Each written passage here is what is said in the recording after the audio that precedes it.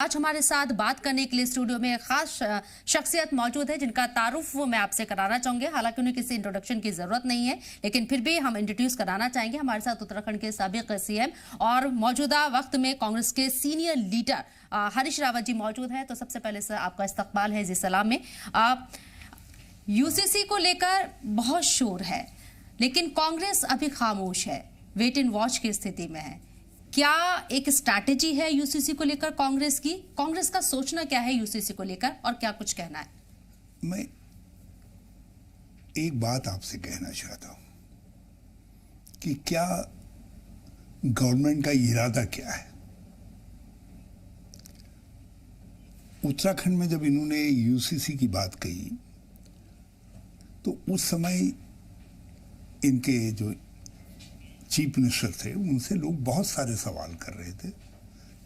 5 साल की विफलताएं थी, 3 चीफ मिनिस्टर दे दिए थे, सब सवाल थे।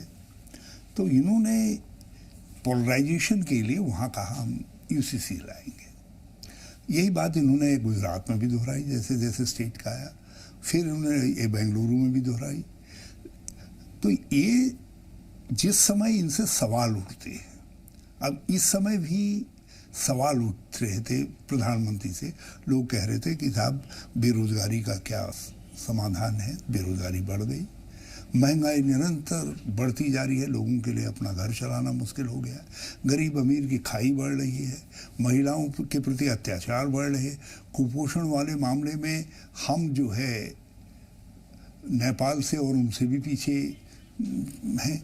चीन हमारी सीमा के अंदर घुस आकर के पुल बना रहा है, वहाँ इंफ्रास्ट्रक्चर तैयार करने का काम कर रहा है। आप उसको मना नहीं पा रहे हैं कि वो पीछे हटे। उधर आतंकवाद रुक नहीं रहा है। मणिपुर में हालात खराब हुए, इतनी हिंसा हुई, ये सब चीज़ें हुई।